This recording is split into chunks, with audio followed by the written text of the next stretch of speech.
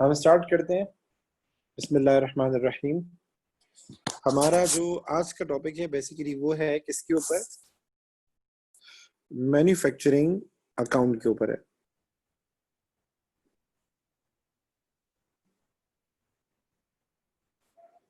Manufacturing account के ऊपर है, ठीक है। अच्छा जी, सबसे पहले सवाल पैदा होता है कि सर ये मैन्युफैक्चरिंग अकाउंट है क्या? पहले तो ये सवाल पैदा होता है। तो आप सबको पता होगा हमारे पास तीन तरह के बिजनेस होते हैं। एक होता है ट्रेडिंग बिजनेस, एक होता है सर्विसिंग बिजनेस,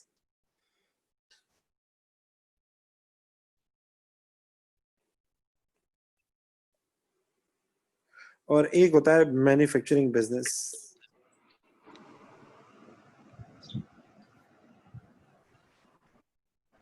हमारे पास तीन तरह के बिजनेस होते हैं। एक होता है ट्रेडिंग, एक होता है सर्विसिंग, एक होता है मैन्युफैक्चरिंग। बेटा माइक बंद कर दें अपने प्लीज, ये मेरी हम्बल रिक्वेस्ट है। एक मैसेज आया, देखो क्या मैसेज है, रिपीट करें। ओके बेटा। अच्छा जी, हम मैन्युफैक्चरिंग अकाउंट सीख रहे हैं, लेकिन उससे पहले मैंने कहा कि मैं कुछ चीज बता दूं। अकॉर्डिंग टू पर्पस, हमारे पास तीन तरह के बिजनेस होते हैं। एक होता है ट्रेडिंग। ट्रेडिंग बिजनेस वो होते हैं जो बाय एंड सेल करते हैं, like Max Bachat, Dawood Supermart, Walmart, Imtiaz Super Store, Chase Up. ठीक है, ये बाय करते हैं एंड देन सेल करते हैं, खुद नहीं बनाते प्रोडक्ट, किसी और की प्रोडक्ट सेल करते हैं। सर्विसिंग क्या होता है सर? सर्विसिंग वो होता है जो आपकी जिंदगी की इंपॉर्टेंट नीड आपकी पूरी कर रहा होता है। लाइक इस वक्त एक चीज पे बैन लगा है जिससे लोगों के अरमान टूट गए, लोगों के क्या नाम है ख्वाब टूट चुके हैं। पबजी पे बैन लगा है। पबजी क्या है? एक एंटरटेनमेंट सर्विस प्रोवाइड कर रहा होता है। गुस्सा आया होता है ना आप लोगों पे कि सीआई वाले ने ग्रेड अच्छा नहीं दिया, तो वो गुस्सा हम पबजी गेम खेल के उतार रहे होते हैं। ठीक है, तो पबजी हो गया, कॉल ऑफ ड्यूटी हो गया। और हमारी गर्ल्स हैं, उनको एक्टर बनने का बड़ा शौक होता है। तो एक्टर बनने की नीड कौन पूरी कर रहा होता है? आपका टिकटॉक पूरी कर रहा होता है। तो वो टिकटॉक क्या है? सर्विस प्रोवाइड कर रहा है। इंस्टाग्राम क्या है? सर्विस प्रोवाइड कर रहा है। जूम क्या है? जूम सर्विस प्रोवाइड कर रहा है, कोई फिजिकल गुड हमें नहीं दे रहा। तो वो है सर्विसिंग बिजनेस। और एक होता है मैन्युफैक्चरिंग बिजनेस। मैन्युफैक्चरिंग बिजनेस क्या करता है? खुद चीज बनाता है एंड देन सेल करता है। खुद बनाएगा एंड देन सेल करेगा। तो सर हम इन तीनों को क्यों पढ़ रहे हैं? हम इन तीनों को इसलिए पढ़ रहे हैं कि ये जो ट्रेडिंग बिजनेस है या सर्विसिंग बिजनेस है, ये हमेशा जब फाइनल अकाउंट्स बनाते हैं या ये जब फाइनेंशियल स्टेटमेंट्स बनाते हैं, ये हमेशा स्टार्ट करते हैं इनकम स्टेटमेंट से। किससे? इनकम स्टेटमेंट से स्टार्ट लेते हैं हमेशा। ये लोग अपनी प्राइमरी इनकम दिखाते हैं कि हमने सेल्स इतनी की एंड देन एक्सपेंसेस माइनस करते हैं। लेकिन जो मैन्युफैक्चरिंग बिजनेस है ना, मैन्युफैक्चरिंग बिजनेस वो कभी इनकम स्टेटमेंट से स्टार्ट नहीं लेता। वो कभी इनकम स्टेटमेंट से स्टार्ट नहीं लेता। जब वो फाइनेंशियल स्टेटमेंट्स बनाता है तो वो इनकम स्टेटमेंट से स्टार्ट नहीं लेता। क्यों? क्योंकि वो चीजें खुद बाय नहीं करता। क्योंकि सर लाइक वो हमारे बना पास, रहा है और वो मैन्युफैक्चरिंग अकाउंट बनेगा हाँ, पहले। Yes yes, cost of max production बचत हो मालूम गया। होगा। ओके बेटा, मैक्स बचत हो गया, दाऊद सुपर मार्ट हो गया, ये लोग जब कॉस्ट ऑफ सेल्स लिखते हैं ना, सेल्स के बाद कॉस्ट ऑफ सेल्स लिखते हैं, तो ये उसमें जाके लिखते हैं परचेजेस, कि हमने माल कितने का परचेज किया। तो वो बहुत आसान होता है, परचेज प्राइस जाके लिख दो। लेकिन मैन्युफैक्चरिंग बिजनेस जो होता है वो तो रॉ मटेरियल परचेज करता है, वो फिनिश गुड थोड़ी परचेज करता है। होंडा कंपनी जो है वो कार खुद परचेज करके थोड़ी बेचती है, वो तो कार खुद बनाती है। तो सीन ये है कि जब आप कॉस्ट ऑफ सेल्स लिखेंगे ना, cost of sales income statement में, तो वहां आपको प्रोडक्शन कॉस्ट चाहिए होगी, वहां परचेजेस नहीं आएगा, वहां प्रोडक्शन कॉस्ट आएगी। तो इनको एक स्टेटमेंट और बनानी पड़ती है इनकम स्टेटमेंट से पहले, जिसको हम प्यार से क्या कहते हैं? जिसको हम प्यार से कहते हैं मैन्युफैक्चरिंग अकाउंट कहते हैं। क्या कहते हैं? मैन्युफैक्चरिंग अकाउंट कहते हैं। ठीक है, ये कौन बनाता है? सिर्फ मैन्युफैक्चरिंग बिजनेस बना रहा होता है। So what is manufacturing account? पहले हम ये लिख देते हैं एंड देन मैं इसका फॉर्मेट बनाता हूं एंड देन एक एक चीज को हम समझते हैं। ठीक है, अच्छा जी, what is manufacturing account? It is an account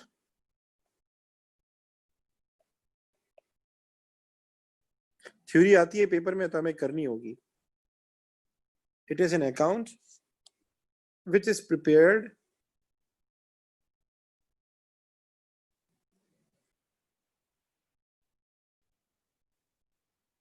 which is prepared to calculate the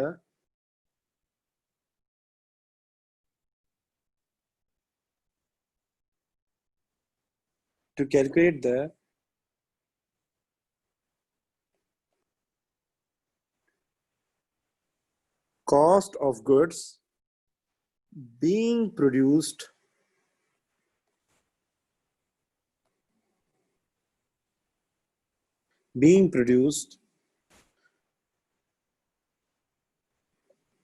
during the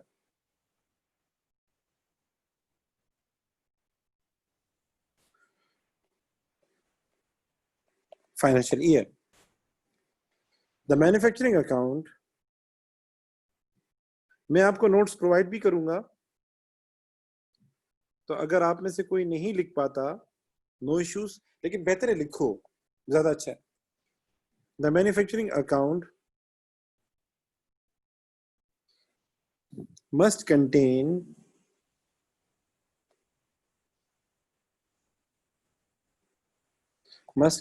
only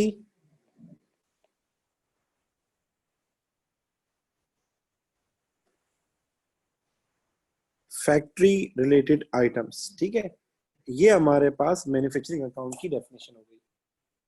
अगर आपने स्क्रीनशॉट ले लिया हो या नोट डाउन कर लिया हो या बाद में करेंगे तो प्लीज रिप्लाई कर लें ताकि फिर मैं आगे जाऊं.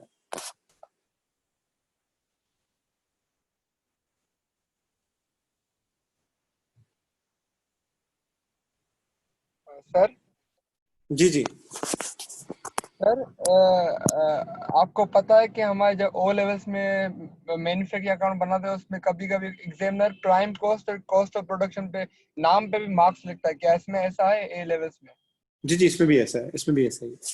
इसमें ख्याल करना है अपना. मार्क्स नहीं होते नाम के, लेकिन आपने मिस्टेक नहीं करनी इस तरह की.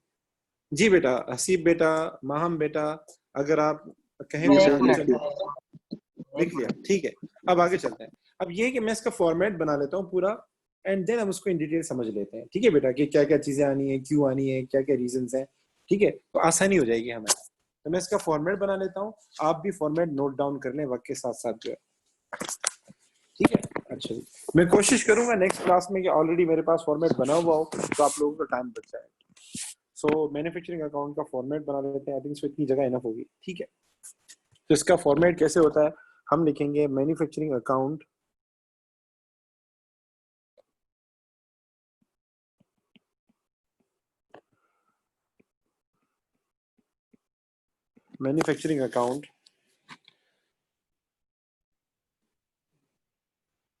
For the year and. ठीक है, अच्छा जी. अब इसमें हमारे पास क्या आएगा, हम 2 कॉलम बनाते हैं. सॉरी, हम 2 कॉलम बनाते हैं. एक हमारे पास होगा, सबसे पहले आएगा रॉ मटेरियल के लिए.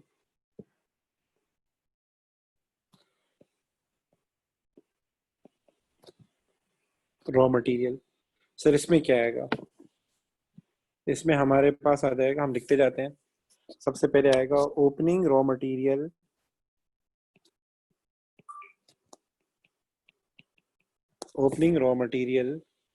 बल्कि ओपनिंग इन्वेंट्री होगा. ओपनिंग इन्वेंट्री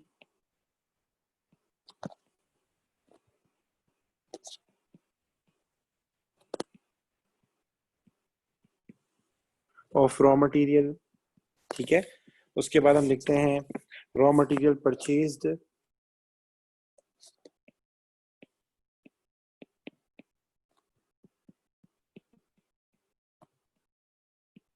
कि हमने रॉ मटेरियल परचेज कितना किया था. उसके बाद हम लिखते हैं अगर कोई कैरेज इनवर्ड हमने किया है उसके ऊपर, रॉ मटेरियल के ऊपर,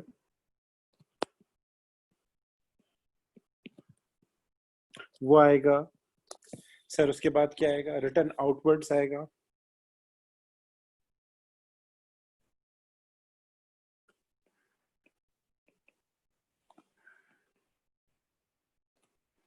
बेटा मेरे साथ हैं ईश्वर? जी सर.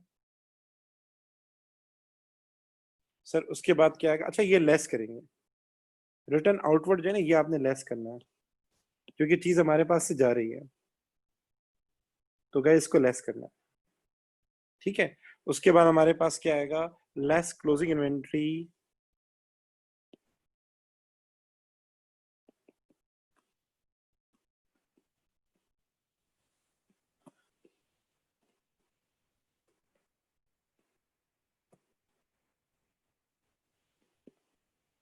ऑफ रॉ मटेरियल, ये भी लेस करेंगे। तो उसको लेस करने के बाद जो आंसर आएगा हमारे पास, वो क्या कहलाएगा, वो रॉ मटेरियल कंज्यूम कहलाएगा। वो कहलाएगा कॉस्ट ऑफ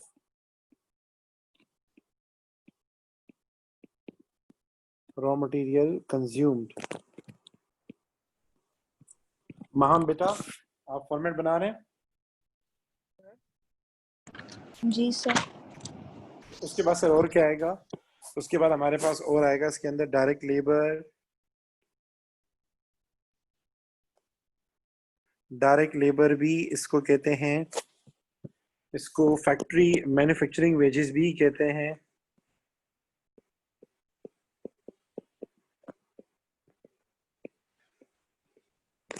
इसको प्रोडक्शन वेजेस भी कहते हैं।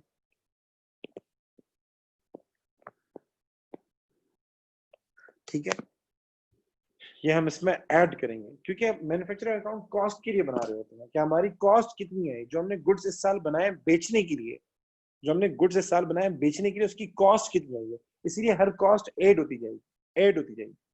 और उसके बाद हमारे पास क्या आता है, डायरेक्ट एक्सपेंसेस।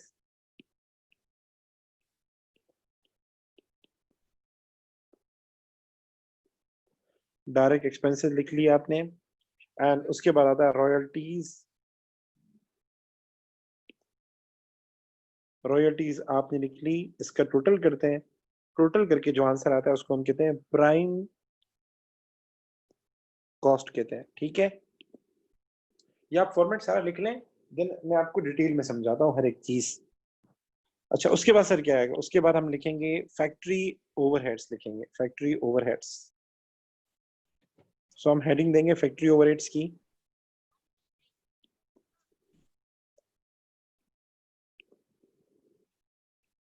ओवरहेड्स कहते हैं इनडायरेक्ट कॉस्ट को। इनडायरेक्ट कॉस्ट क्या होती है, मैं आ रहा हूँ उसके ऊपर। सर इसमें क्या क्या आएगा, इसमें हमारे पास आएगा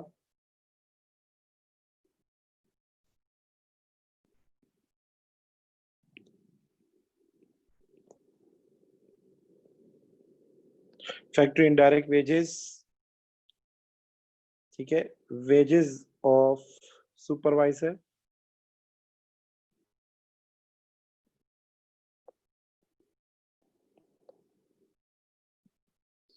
ठीक है, फैक्ट्री इनडायरेक्ट एक्सपेंसेस।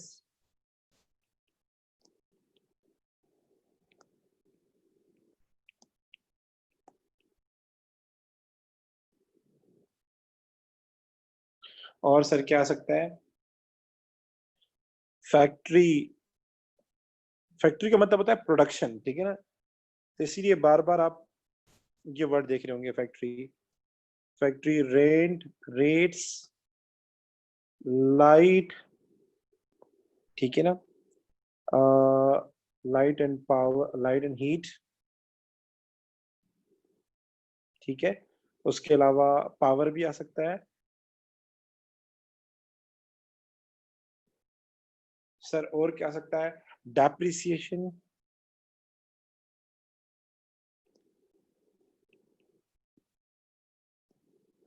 ऑफ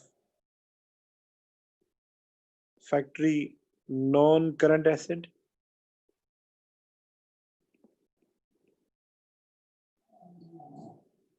ठीक है, ये आपने टोटल किया, इस टोटल को आपने यहां लिखा, तो हमारे पास जो आंसर आता है, वैसे हम कुछ लिखते नहीं है, लेकिन कुछ लोग उसको बोलते हैं ग्रॉस कॉस्ट ऑफ प्रोडक्शन। अच्छा, इसके आगे भी चीजें आनी है, तो अगर आपने ये लिख दिया तो मुझे बता दें, ताकि फिर मैं आगे जाऊं।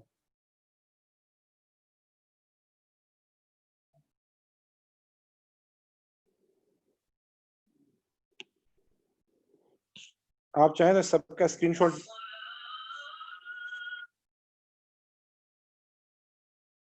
बेटा जब आपने लिख लिया हो तो मुझे बता दें।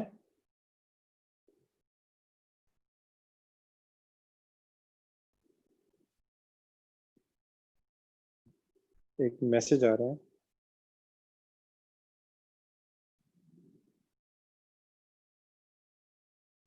अच्छा ठीक है, वो मैं बेटा समझ गया तुम्हारी बात कि तुम कह रहे हो कि बहुत सारे बिजनेस ऐसे होते हैं राहुल कि जो खुद भी बनाते हैं और दूसरों को दूसरे बिजनेस का मटेरियल भी बाय करते हैं।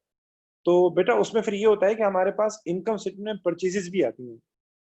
इनकम स्टेटमेंट में प्रोडक्शन के साथ साथ परचेजेस भी आती हैं। ठीक है, तो वो मैन्युफैक्चरिंग अकाउंट में सिर्फ वो चीज आएंगी जो आप खुद बना रहे हैं, उनकी कॉस्ट आएगी, सिर्फ उनकी कॉस्ट आएगी जो आप खुद बना रहे हैं। बेटा अगर आपको मेरी आवाज आ रही हो और आपने लिख लिया हो तो यस बोल दें ताकि मैं आगे लिखूं, ये रहता है अभी।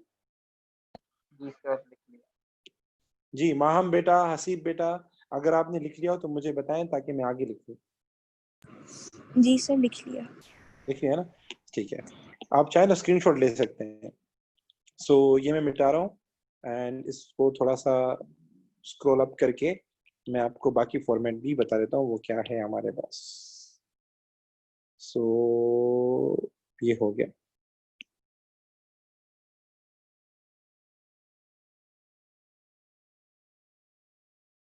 ठीक है, okay guys.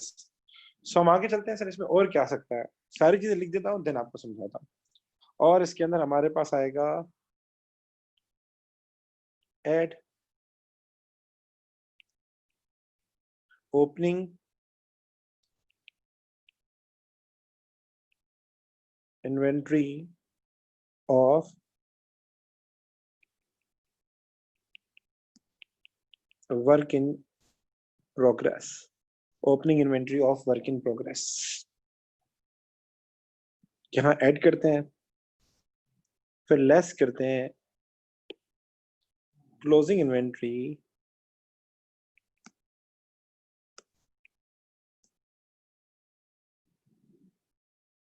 Of work in progress. ये लेस कर देते हैं। सो हमारे पास इन दोनों का नेट अमाउंट आ जाएगा, वो हम ऐड करेंगे तो हमारे पास जो आंसर आएगा वो कहलाएगा कॉस्ट ऑफ प्रोडक्शन। वो क्या कहलाएगा? Cost of production. यानी इस साल जो हमने माल कंप्लीट प्रोड्यूस किया है, कंप्लीट से मुराद जो बिकने के लिए तैयार है, जो बिकने के लिए तैयार है उसकी कॉस्ट के। उसके बाद हम इसमें ऐड करते हैं फैक्ट्री प्रॉफिट। ये ओ लेवल में नहीं पढ़ा होगा आपने, इसलिए मैं ग्रीन कलर से लिख रहा हूँ। क्या होता है इस पे इंशाल्लाह बात करते हैं। तो हमारे पास जो आंसर आएगा वो आंसर कहलाता है, या तो हम उसकी जगह लिखते हैं ट्रांसफर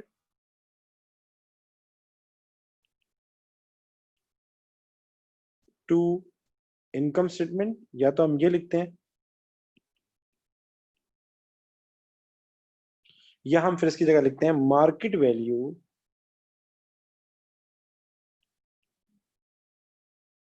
ऑफ प्रोडक्शन, कि जो माल हमने प्रोड्यूस किया उसकी मार्केट वैल्यू है। यानी अगर कहीं और से हम बाय करते तो इतना का पड़ता। सो ये आपके पास कंप्लीट फॉर्मेट आ गया, ये आप देख सकते हैं। अगर आपने नोट डाउन कर लिया हो तो यस बोल दें ताकि हम इसमें आगे चलें।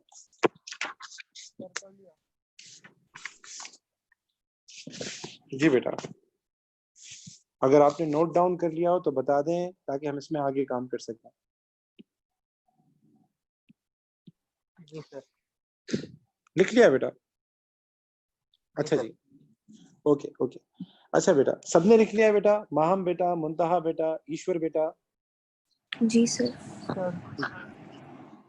अच्छा जी बेटा, जब हम मैन्युफैक्चरिंग अकाउंट बनाते हैं तो हमें ये बताना होता है कि हमने जो प्रोडक्शन की है उसका खर्चा कितना है।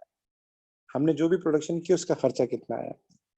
तो हम पहले कौन सा खर्चा लिखेंगे, जो हमें आसानी से पता हो या जिसके लिए मेहनत करनी पड़े? सर जिसमें मेहनत करनी पड़े। मतलब मैं आपसे पूछूं बिरयानी की देग पे कितना खर्चा आएगा, तो सबसे पहले तुम मुझे कौन सा खर्चा बताओगे, कि गैस कितनी लगेगी या फिर चावल कितना आएगा? ईश्वर बेटा आपसे सवाल कर रहा हूँ, मैं बोल सर रहा हूँ बिरयानी बनाओ, बिरयानी बनाओ, 10 किलो बिरयानी बनाओ, ये बताओ कितना खर्चा आएगा। तो पहले तुम मुझे चावल और चिकन का खर्चा बताओगे या पहले गैस का खर्चा बताओगे कि सर बिरयानी की एक देग पे गैस का खर्चा कितना आएगा? सर पहले मैं आपको बताऊंगा गैस का खर्चा। पहले में गैस का खर्चा बताओगे। अच्छा जी, ये नहीं बताओगे कि चावल का खर्चा कितना आएगा, 10 किलो चावल कितने का आएगा, 10 किलो चिकन कितने का आएगा, या फिर ये बताओगे देग की डेप्रिसिएशन कि सर देग की डेप्रिसिएशन इतनी आएगी, या फिर 10 किलो चावल के अंदर टमाटर इतना डलेगा। कौन सा खर्चा पहले बताओगे, देग की डेप्रिसिएशन या टमाटर का खर्चा? सर टमाटर का खर्चा।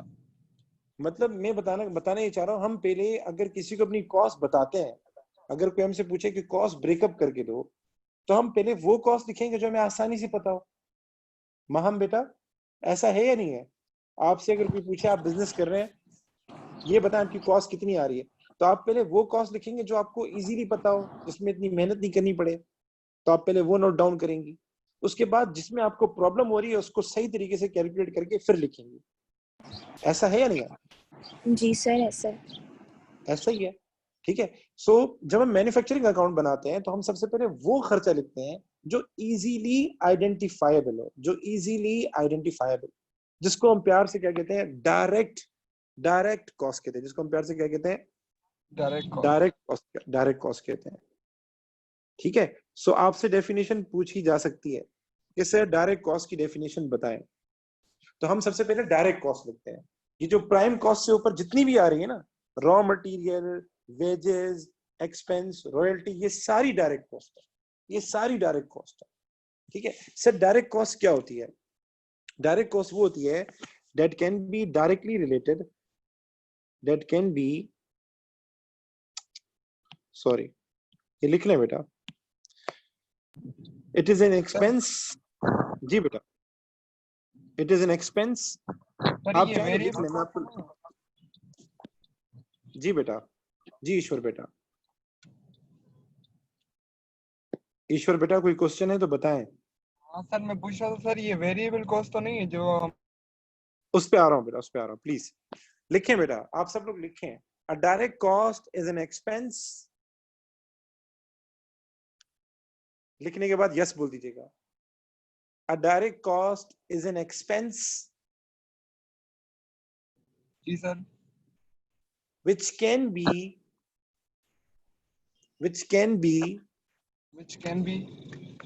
directly related directly related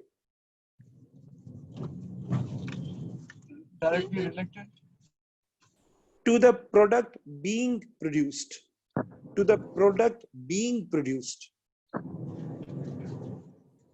yes sir. ठीक है, लिख लिया बेटा सबने यहां तक? मैं दोबारा रिपीट कर दूं, जिन बच्चों ने नहीं लिखा वो लिख लें। A direct cost is an expense which can be directly related to the product being produced, ठीक है। आगे लिखें, it is a cost that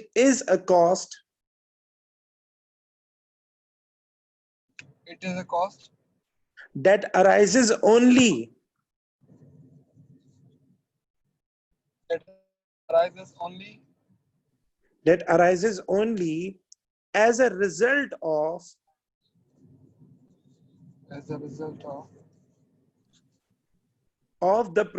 as a result of the product,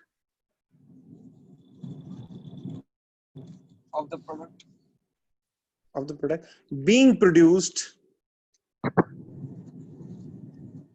It is a cost that arises only as a result of the product being produced,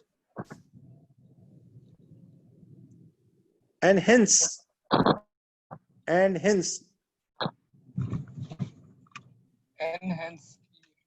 is directly sir enhance कौन सा है? hence and hence is directly, मैं लिख रहा हूं आगे वाला, and hence is directly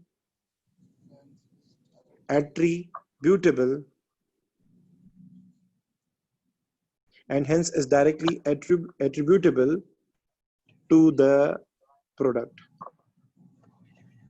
ठीक है। यहां तक लिख लें। इसकी एग्जांपल में आप लिख सकते हैं कॉस्ट ऑफ रॉ मटेरियल, ये जो मैं लिखा हुआ है ना यहाँ पे, cost of raw material consume, ये लिख सकते हैं।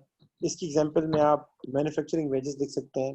इसकी एग्जांपल में आप डायरेक्ट एक्सपेंस लिख सकते हैं, इसकी एग्जांपल में आप रॉयल्टी लिख सकते हैं, ठीक है ना। और सम ऑफ जो डायरेक्ट कॉस्ट होता है, जितनी भी डायरेक्ट कॉस्ट होती है उसके सम को हम कहते हैं प्राइम कॉस्ट। क्या कहते हैं? प्राइम कॉस्ट कहते हैं। It is the sum of all direct cost. अगर यहां तक लिख लिया हो तो यस सर बोल दें। सर लिख लिया। मैं मुखातिब हूँ हसीब से, मुंतहा से, राहुल से, सबके सब बोले। जी सर, हो गया। राहुल हो गया। हो अच्छा, गया। तो देखिए बेटा, हम जब मैन्युफैक्चरिंग अकाउंट बनाएंगे ना, तो सबसे पहले हम वो कॉस्ट लिखेंगे जो हम आसानी से बता सकते हैं। लाइक अगर मेरा बिजनेस है, लाइक गुलेमत का बिजनेस मैं करता हूँ, गुलेमत का बिजनेस करता हूँ, मैं कपड़े डिजाइन करके सेल करता हूँ, मैं फैब्रिक डिजाइन करके सेल करता हूँ। तो मैं कोई भी फैब्रिक डिजाइन करता हूँ, मुझे पता है कपड़ा कितना आता है, मुझे पता है कपड़े की कॉस्ट कितनी है, क्योंकि मैं अगर गर्ल्स की कोई भी ड्रेस बनाता हूँ उस पर 7 मीटर कपड़ा लगेगा, तो मुझे पता है 1 मीटर कपड़ा कितने का आता है। तो हर वो कॉस्ट जिसको आप आसानी से बता दें कि अगर मैं कोई कपड़ा डिजाइन कर रहा हूं तो कपड़े की कॉस्ट क्या है, ये आप आसानी से बता सकते हैं, उसको हम कहते हैं डायरेक्ट कॉस्ट। और हर वो कॉस्ट जो आसानी से बता नहीं सके, मतलब वो ओवरऑल हो, पूरी फैक्ट्री के लिए हो, पर कपड़ा नहीं हो, पर कपड़ा नहीं हो, पूरी फैक्ट्री के लिए हो।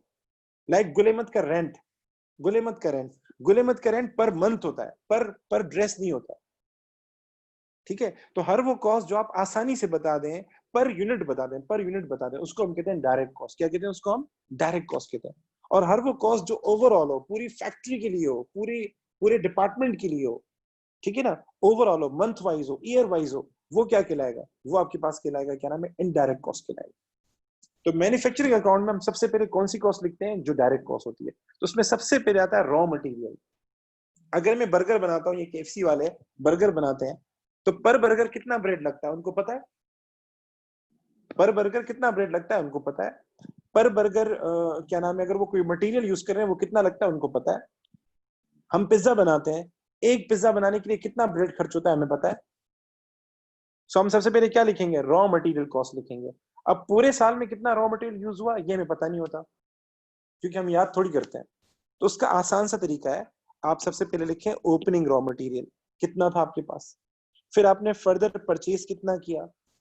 तो जब हम परचेज करते हैं तो कुछ और खर्चे भी लग जाते हैं परचेज प्राइस के साथ, जिसको हम क्या कहते हैं? कैरेज इनवर्ड, क्योंकि ये लाजमी आपको परचेज के साथ देना पड़ता है। हम जब बाहर से माल बाय करते हैं ना, फॉरेन कंट्री से, तो हमें कैरेज इनवर्ड भी देना पड़ता है, हमें इंपोर्ट ड्यूटी भी देनी पड़ती है, तो वो परचेज प्राइस का पार्ट होती है, ठीक है। तो परचेजेस के साथ इंपोर्ट ड्यूटी भी आ सकता है, कैरेज इनवर्ड भी आ सकता है। हो सकता है हमने सारा रॉ मटेरियल कंज्यूम नहीं किया हो, कुछ हमने रिटर्न भी किया हो, तो हमने जो रिटर्न किया होगा वो माइनस कर देंगे, और जो बच गया है वो भी यूज नहीं हुआ वो भी माइनस कर देंगे। तो हमारे पास आ जाएगा पूरे साल में हमने कितना रॉ मटेरियल कंज्यूम किया, ये आ जाएगा। Are you getting my point Maham बेटा? Yes sir. माहम बेटा, जी सर। ठीक है सर। उसके बाद दूसरी डायरेक्ट कॉस्ट कौन सी होगी? दूसरी डायरेक्ट कॉस्ट कौन सी होगी? दूसरी डायरेक्ट कॉस्ट होती है लेबर। रिपीट कर दें सर, रिपीट कर दें। रिपीट कर दो, ये नाम बता सकते हैं जो मुझे कह रहे हैं रिपीट कर दें? अबू बकर, अबू बकर। अबू बकर। अबू बकर बेटा, जो बड़े बिजनेस होते हैं ना, इनको नहीं पता होता कि उन्होंने इस साल कितना रॉ मटेरियल लगाया, ये नोट डाउन नहीं करते बच्चे। जो बड़े बड़े बिजनेस होते हैं कि अभी इतना लगाया, अभी इतना लगाया, नोट डाउन नहीं करते।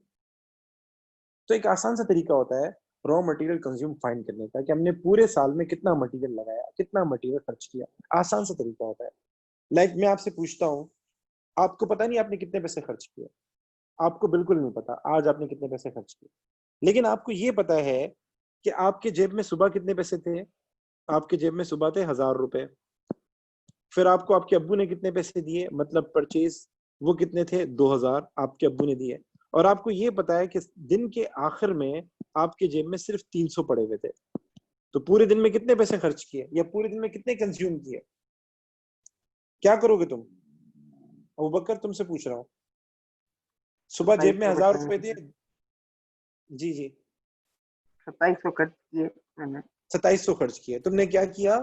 ओपनिंग को प्लस किया, जो अब्बू ने दिए थे, बारो किए थे, परचेज किए थे, वो प्लस किया, एंड जो तुम्हारे पास बच गया था वो माइनस किया। इसका मतलब तुमने 2700 रुपीज जो है वो खर्च किया। सेम एज हमने कितना रॉ मटेरियल कंज्यूम किया, बड़ा आसान सा तरीका है। साल के शुरू में कितना माल था, फिर हमने परचेज कितना किया, अब सीन ये होता है कि अब जब कोई परचेज करते हैं ना, आप दराज से कोई भी प्रोडक्ट लो तो दराज वाले सिर्फ परचेज प्राइस चार्ज नहीं करते, उसकी डिलीवरी कॉस्ट भी चार्ज करते हैं आपके साथ बिल के अंदर। या अली बाबा से लें या बाहर से कोई भी चीज मंगवाएं तो वो डिलीवरी कॉस्ट भी साथ में लगा कर बोलते हैं। सो ये रूल है बकायदा, हम कोई भी चीज परचेज करेंगे तो उसके साथ कैरेज इनवर्ट भी लग कर आ रहा होता है, तो इसीलिए वो परचेज प्राइस का पार्ट बन जाता है। तो परचेज के बाद हम लिखते हैं कैरेज इनवर्ट, फिर इसमें से अगर हमने कोई चीज वापस की है तो वो हम माइनस करेंगे, क्यों? क्योंकि ये यूज नहीं हुई इस साल, और जो बच गया वो भी माइनस करेंगे क्योंकि ये भी इस साल यूज नहीं हुई। तो हमारे पास आ जाएगा पूरे साल में कितना रॉ मटेरियल लगा था। Is it clear Abu Bakar? Yes sir. Sir अब क्या आएगा?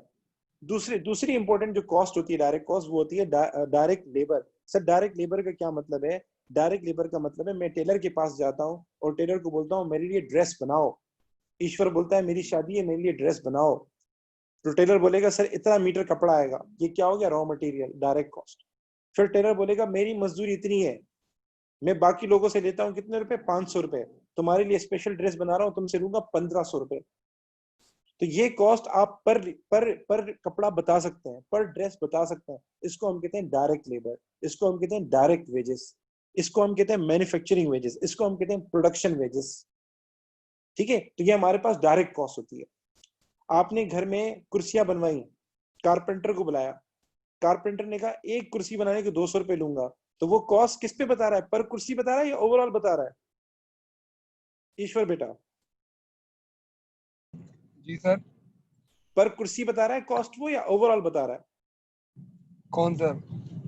कारपेंटर जो है, कारपेंटर, आपने कारपेंटर घर पे बुलाया और कहा कि मेरे लिए फर्नीचर बनाओ, तो उसने कहा 10 कुर्सियां हैं, एक कुर्सी बनाने के मैं 200 रुपए लूंगा, 2 अच्छा। कुर्सियां बनाने के 400 लूंगा, तो ये पर यूनिट कॉस्ट हुई। ये पर यूनिट हुई सर। तो ये क्या होगा? ये हमारे पास डायरेक्ट कॉस्ट होगी। तो हम क्या करते हैं, ये पेपर में दिया होगा आपको, manufacturing wages, direct labour, production wages, ये आपको दिया होगा, कोई एक नाम आएगा, ये हम ऐड कर देंगे। सर जी जी जी बेटा, जी बेटा। सर जो सीआई में जो मैंने दिया था ना पेपर, उसमें एग्जामिनर ने पूछा था फैक्ट्री वेजेस, वो मैंने सर इनडायरेक्ट में लिख दिया और वो ना गलत हो गया सर। हाँ ना, फैक्ट्री वेजेस, अगर आपके पास फैक्ट्री वेजेस का वर्ड आता है सवाल में और उससे कुछ भी नहीं बताया कि वो डायरेक्ट इनडायरेक्ट हो, तो फिर हम उसको ऊपर लिखते हैं। ठीक है, अगर आपके पास सवाल में फैक्ट्री वेजेस का वर्ड आ जाए, फैक्ट्री का मतलब पता है क्या होता है? फैक्ट्री का मतलब होता है प्रोडक्शन। फैक्ट्री का मतलब होता है प्रोडक्शन। फैक्ट्री का मतलब होता है प्रोडक्शन। तो अगर इसको हम दूसरी लैंग्वेज में लिखें तो ये क्या हो जाएगा? अगर आपके पास फैक्ट्री वेजेस पेपर में आया है तो उसको अगर मैं जरा दूसरी लैंग्वेज में लिखूं तो ये क्या हो जाएगा? Production wages. और मैंने ऊपर क्या लिखा हुआ है? Production wages. ठीक है। हाँ मुंतहा बेटा क्या कह रहे हो? सर मैं बोल रही हूँ कि आपका आवाज थोड़ा थोड़ा कट रहा है। अच्छा आवाज कट रही है। ईश्वर बेटा मेरी आवाज कट रही है? नहीं सर।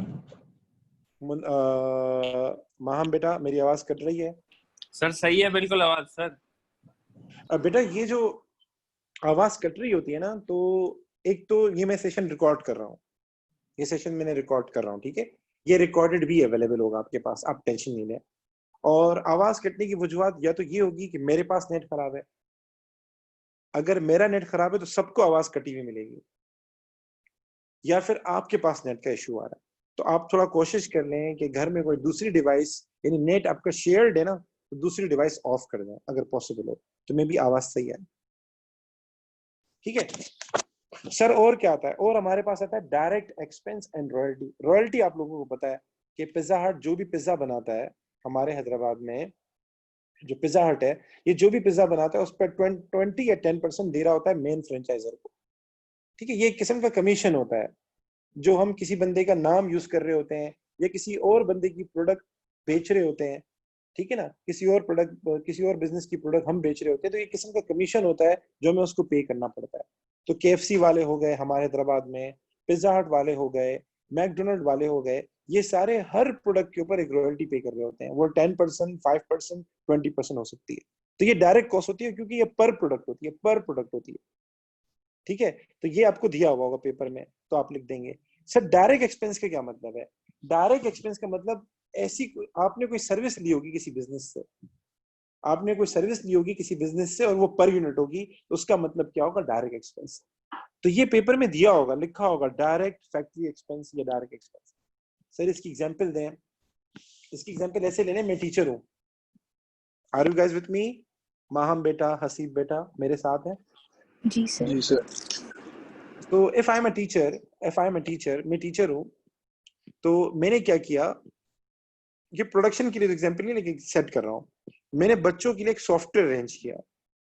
मैंने एक कंपनी से बात की और मैंने कहा कि मैं ऑनलाइन पढ़ाऊंगा। मैंने एक सॉफ्टवेयर अरेंज किया, तो सॉफ्टवेयर कंपनी ने कहा हम पर स्टूडेंट आपसे इतने चार्जेस लेंगे, पर स्टूडेंट इतने चार्जेस लेंगे। अगर आपसे 10 स्टूडेंट पढ़ते हैं तो पर स्टूडेंट आपको इतना हमें पे करना पड़ेगा। ये हो सकता है आगे जाके आ जाए, जिस तरह ये ऑनलाइन का ट्रेंड चल रहा है ना, आगे जाके इस तरह आईटी प्लेटफॉर्म आ जाए, वो पर स्टूडेंट आपसे कमीशन ले।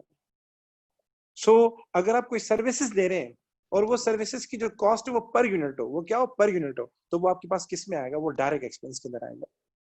लाइक हमारे पास इसकी एक और एग्जांपल ले लें कि अगर मैं कोई कुर्सी बनाता हूं और उस कुर्सी बनाने के लिए मैंने क्या किया है, कोई सैंपल लिया हुआ है, एक सांचा लिया हुआ है, एक फ्रेम लिया हुआ है, फ्रेम डिस्पोजेबल फ्रेम लिया हुआ है। उस डिस्पोजेबल फ्रेम के अंदर मैं रख के कुर्सी को बनाता हूँ एंड बाद में वो डिस्पोज ऑफ कर देता हूँ। बाद में वो क्या करता हूँ? डिस्पोज ऑफ कर देता हूँ। तो वो हमारे पास किस में आएगा? डायरेक्ट एक्सपेंस के अंदर आएगा। Are you getting my point? अगर मैं कोई घर बना रहा हूँ लोगों के लिए, अगर मैं लोगों के लिए कोई घर बना रहा हूँ, तो एक घर मैंने लोगों के लिए बनाया, मैंने 10 घर बनाए।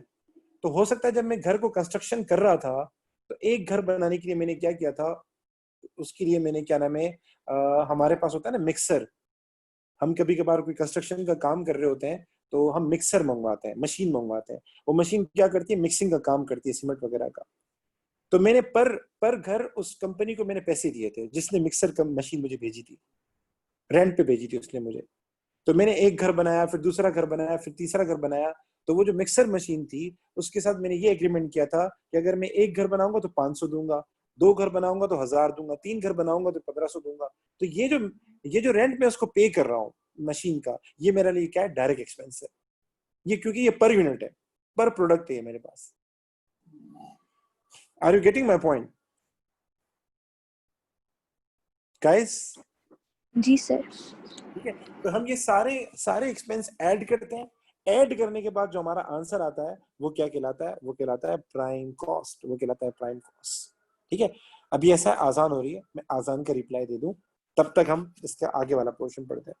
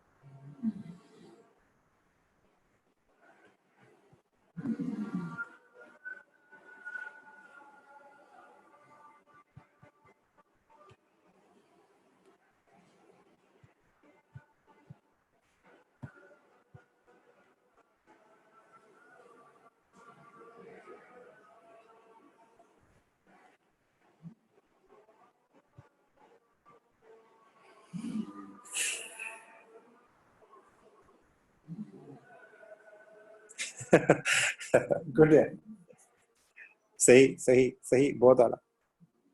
ओके, सो गाइस हम आते हैं आखिरी चीज समझते हैं।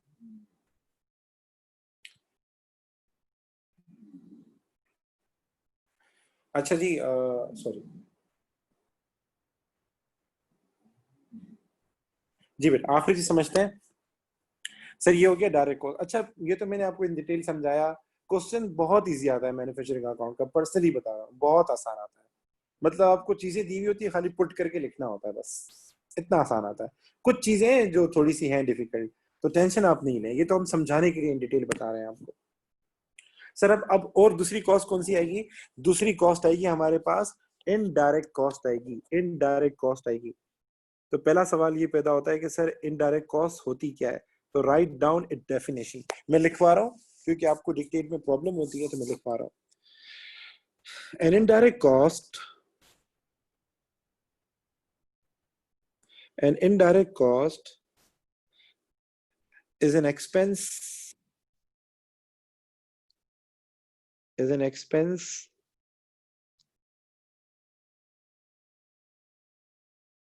incurred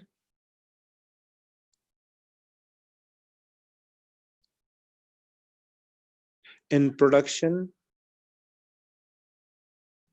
that cannot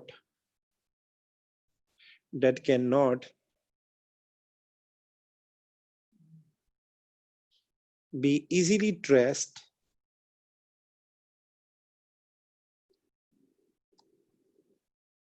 ईश्वर बेटा आप यहीं पर हैं या गायब हो गए? जी सर। मैंने कहा यहाँ मौजूद है या चले गए? नहीं सर, अभी हूँ, थोड़ा शोर है इसलिए 1 मिनट सर। ठीक है, बंद करें, माइक बंद करें। हेंस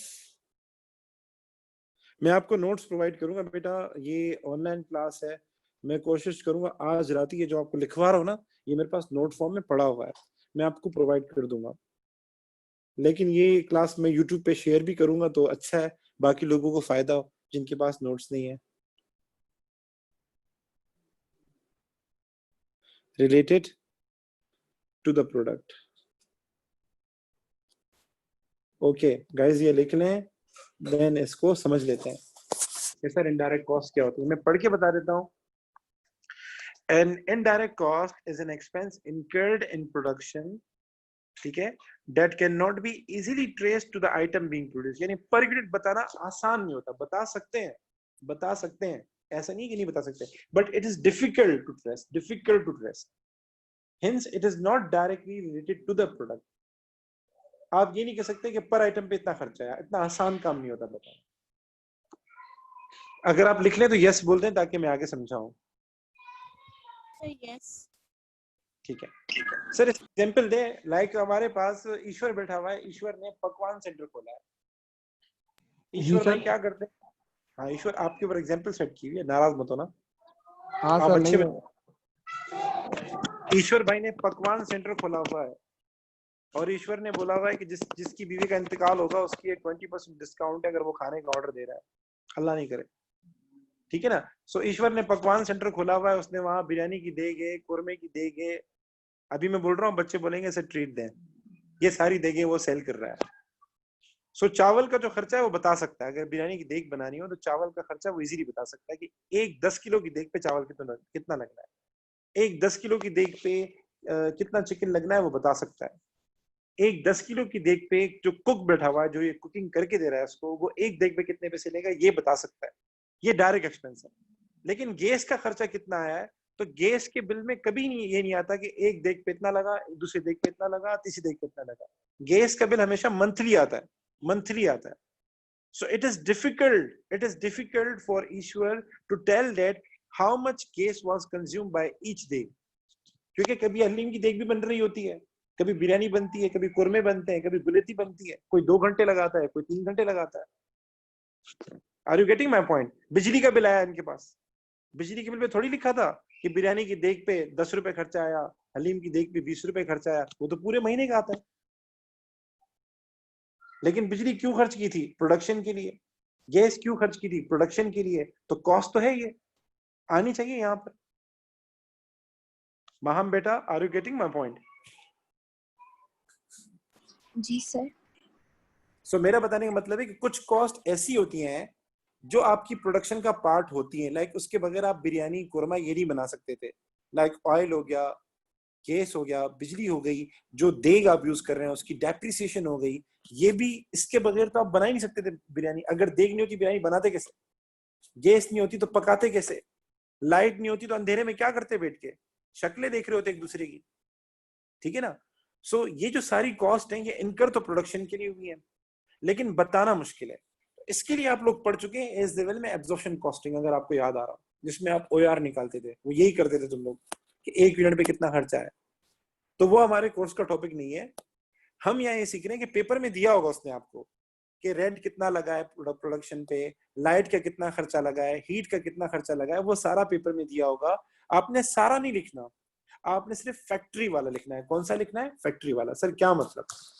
हमारे पास हर बिजनेस के 2 डिपार्टमेंट होते हैं, एक होता है फैक्ट्री और एक होता है हमारे पास ऑफिस। फैक्ट्री का काम होता है प्रोडक्शन एक्टिविटीज को जारी रखना, ऑफिस का काम क्या होता है? प्रोडक्ट को सेल करना। क्या मतलब? गुलेमत का नाम सुना आपने? जिंदगी के अरमान आपके पूरे करने वाला गुलेमत। एक बार कपड़ा पहनो, जिंदगी भर भूल जाओ। सुना है माहम बेटा? जी सर। तो गुलेमत की क्या है, कुछ फैक्ट्रीज भी हैं बहराड़ी वगैरह के अंदर, इंटीरियर सिंध के अंदर फैक्ट्रीज है उनकी, जहां कपड़ा बनता है, जहां कपड़ा बनता है, ठीक है, जहां प्रोडक्शन होती है, वहां सेल नहीं करते ये लोग। और गुलेमत के फ्रेंचाइज भी हैं, उन फ्रेंचाइज को प्यार से मैं बोलूंगा ऑफिस, वहां वो क्या करते हैं? कपड़े को सेल करते हैं। सो हमारे पास इनडायरेक्ट कॉस्ट दोनों में आ रही होती है, फैक्ट्री के अंदर भी आ रही होती है, ऑफिस के अंदर भी आ रही होती है। लाइक रेंट फैक्ट्री का भी होगा, रेंट ऑफिस का भी होगा, ठीक है। इसी तरीके से बिजली का bill, light and heat factory का भी होगा, लाइट एंड हीट ऑफिस का भी होगा। तो हम यहाँ कौन सा वाला लिखेंगे? हम सिर्फ लिखेंगे फैक्ट्री वाला, क्योंकि हमें प्रोडक्शन से मतलब है। प्रोडक्शन कहाँ हो रही है? फैक्ट्री के अंदर हो रही है। भाई ऑफिस का जो रेंट आप पे कर रहे हैं, ऑटोबान रोड पे इनकी फ्रेंचाइज है ऑटो गुलेमत की, ये जो रेंट ये लोग पे करते हैं वो प्रोडक्शन से रिलेटेड नहीं है, वो बेचने से रिलेटेड है। वहां जो स्टाफ बैठा हुआ है उनको ये लोग वेजेस देते हैं, उसका ताल्लुक बेचने से है। हमें सिर्फ वो खर्चे लिखने हैं जिनका ताल्लुक प्रोडक्शन से हो, जो कि इनडायरेक्ट और प्रोडक्शन से हो। तो उसमें क्या आएगा? Factory rent. वो पेपर में वर्ड देगा, रेंट के आगे लिखेगा फैक्ट्री, मतलब इसका ताल्लुक प्रोडक्शन से है। तो फैक्ट्री रेंट हो गया, फैक्ट्री लाइट एंड हीट हो गया, फैक्ट्री पावर हो गया। पावर हमेशा फैक्ट्री पे आता है। पावर का मतलब है मशीनरी का खर्चा, तो मशीनरी तो यूज ही प्रोडक्शन में होती है। और उसके अलावा वो नॉन करंट एसेट देगा और उसके आगे फैक्ट्री का वर्ड लगाएगा, बोलेगा फैक्ट्री इक्विपमेंट, और कभी कभार बोलेगा ऑफिस इक्विपमेंट। तो ऑफिस इक्विपमेंट की डेप्थ से नहीं लेनी, सिर्फ फैक्ट्री की लेनी है आपने। अच्छा जी, इसी तरीके से हमारे पास सैलरीज भी होती हैं। सैलरीज पर मंथ होती है, पर यूनिट होती है? पर मंथ होती हैं। तो सर ये डायरेक्ट होंगी या इनडायरेक्ट होंगी? इनडायरेक्ट होंगी। तो सैलरी हर एक की नहीं आनी, सैलरी सिर्फ फैक्ट्री स्टाफ की आनी। से किसकी? तो फैक्ट्री में होता है सुपरवाइजर। फैक्ट्री में कौन होता है? सुपरवाइजर। या अगर आपको पेपर में लिखा हुआ है फैक्ट्री मैनेजमेंट सैलरी, किसी भी कॉस्ट के आगे फैक्ट्री का वर्ड आ जाए ना, ये ध्यान बिठा लो। अगर आपको पेपर में लिखता है इंश्योरेंस, सर आपने तो इंश्योरेंस कहीं नहीं लिखा हुआ, अब क्या करें? तो अगर इंश्योरेंस के आगे उसने फैक्ट्री का वर्ड यूज कर दिया ना, तो आपने वो यहां लिखना। तो कोई भी उसने कॉस्ट दी हुई है, factory insurance, factory rent, factory management salary, factory supervisor, वो सारी हमारे पास फैक्ट्री ओवरहेड्स के अंदर आती है। ओवरहेड का मतलब होता है इनडायरेक्ट कॉस्ट, और फैक्ट्री का मतलब होता है प्रोडक्शन। प्रोडक्शन से रिलेटेड जितनी भी इनडायरेक्ट कॉस्ट है वो यहाँ लिखनी है। यहाँ तक मेरे साथ है? जी सर। ठीक है। कभी कभार ऐसा होता है कि सर वो फैक्ट्री का वर्ड देगा ही नहीं, क्या करेगा? वो आपको बोलेगा रेंट हमारा था, ये बस आखिरी पॉइंट है, वो बोलेगा रेंट हमारा आया था 10,000, ना उसके आगे फैक्ट्री का वर्ड लिखा है, ना उसके आगे ऑफिस का वर्ड लिखा है। अब क्या करें सर?